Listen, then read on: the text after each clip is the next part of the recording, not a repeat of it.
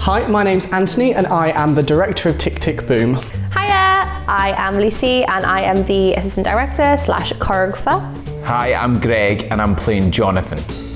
Hi, I'm Ruben and I'll be playing Michael. Hi, I'm Sarah Raymond and I'm playing the part of Susan. Tick Tick Boom is a semi-autobiographical music about the life of Jonathan Larson, who was most known for his musical Rent. It's about his life and his struggle, working as a struggling composer, writer, and he currently works as a waiter.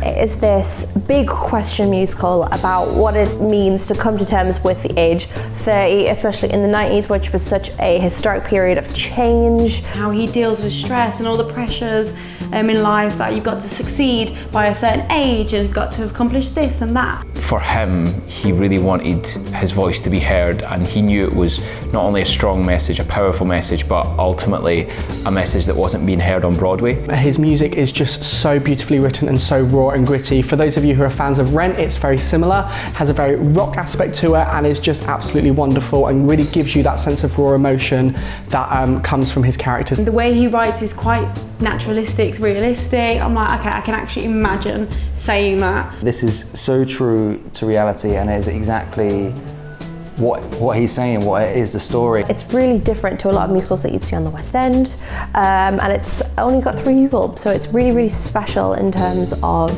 it being a very tight-knit ensemble in terms of choreography, movement. There's a lot of helping each other out in terms of moving props, moving set. It's a really collective, collaborative piece. Ultimately, the show is about John's struggle as a composer. And I think in every walk of life, everyone struggles, whether it's with work, family, life. We all struggle, and I think every character in the piece has struggles of their own.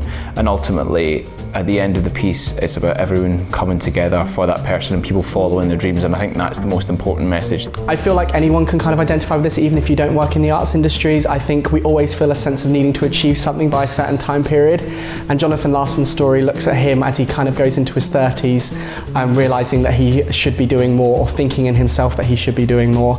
And I know this is definitely something that we kind of do as human beings today, is put ourselves in time frames of having to achieve stuff by a certain period of our lives.